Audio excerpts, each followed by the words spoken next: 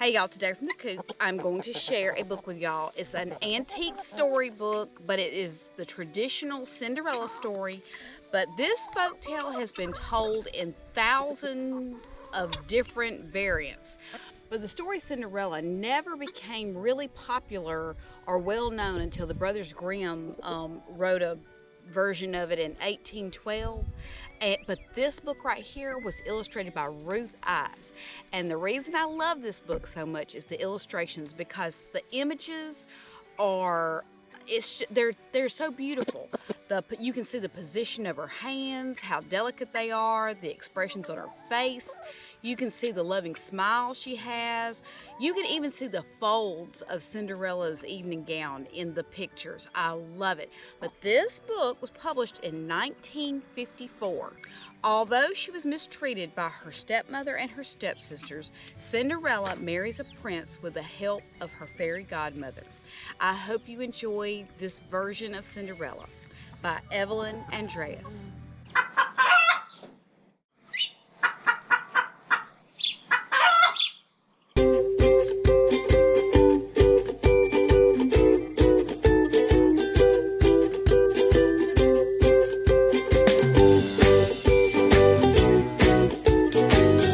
Cinderella, retold by Evelyn and Andreas, pictures by Ruth Ives. Once there was a girl who was as good as she was beautiful. She lived with her stepmother and her two stepsisters. They were cruel to her because she was more beautiful than they were. They made her scrub and clean all day long and gave her only rags to wear. At night she slept in the chimney corner. Because she was always covered with ashes, they called her Cinder Wench, or Cinderella. One day the king's son announced that he was going to give a ball. Cinderella's two stepsisters were invited. "You can fix our hair for us," they said to Cinderella.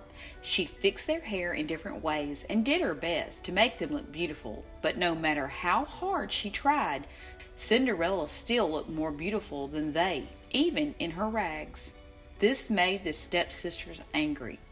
"Why don't you go to the ball too, Cinderella?" they asked. The poor girl looked down at her rags and said, "How I wish I could go."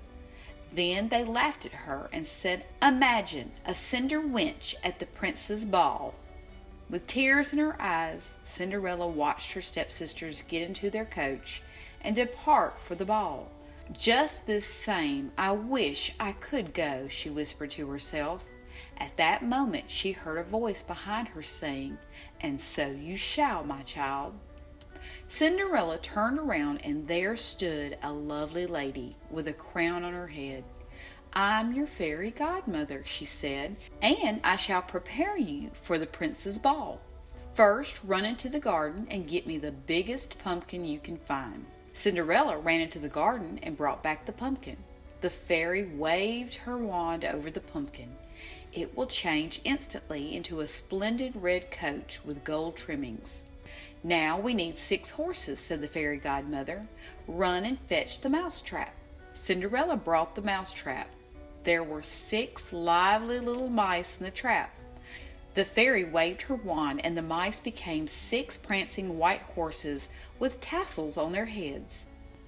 "We need footmen too," said the fairy. "6 will do. Run and fetch 6 green lizards." Cinderella brought the lizards. The fairy waved her wand, and immediately there were 6 footmen, dressed in purple livery trimmed with gold. "But my clothes," said Cinderella, looking down at her rags.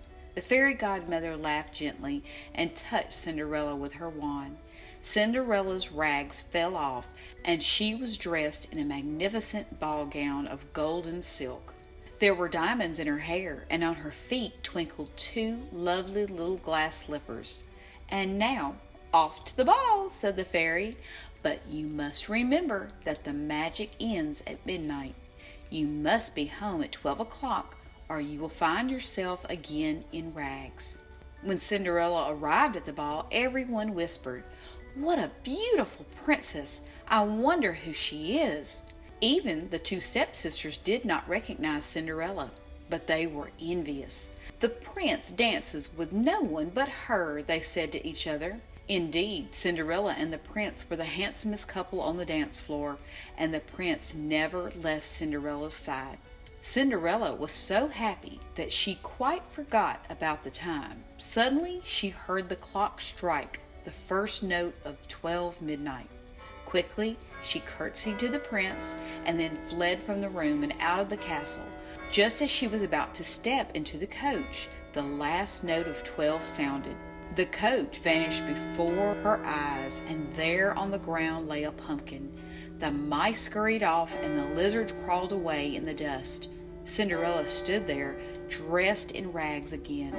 The lovely little glass slippers were all that remained, but Cinderella had lost one of the slippers on the marble steps when she hurried down. She limped home on the other slipper and reached the chimney corner before her stepsister's return. The next morning, everyone was awakened by the sound of a bugle. The messenger from the palace called out the news that the prince had found the glass slipper. He was going to take it to every house in the kingdom until he found its owner. When he found the girl, she would become his bride. All the ladies in the kingdom were excited. They hurried to put on their best dresses for the prince's visit. But Cinderella had nothing to wear but her rags.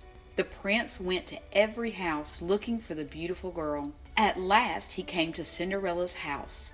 Cinderella's stepsisters pushed her aside in their hurry to try on the slipper. "I think it will fit me," said the older girl, but she could not even squeeze her toes into the tiny slipper. The younger stepsister had no better luck when she tried the slipper on. "Let me try," said Cinderella in a shy little voice. "You," cried the stepsisters, "go back to your cinders and ashes where you belong." But the prince looked for a long time at Cinderella's lovely face. He knew he had seen that face before. "Let her try," said the prince. Cinderella slipped her foot into the glass slipper easily. Then to everyone's amazement she drew the other slipper out of her pocket and put it on the other foot. At that moment the fairy godmother appeared and with her wand touched Cinderella. There she stood, dressed again in the splendid ball gown. The prince gazed at her with joy and he knelt down at her feet. He said, "This is my own true bride." A great wedding was held. Cinderella was so happy that she forgave her stepsisters. She took them to live with her at the castle, where they married 2 lords, and Cinderella and her prince lived happily ever after.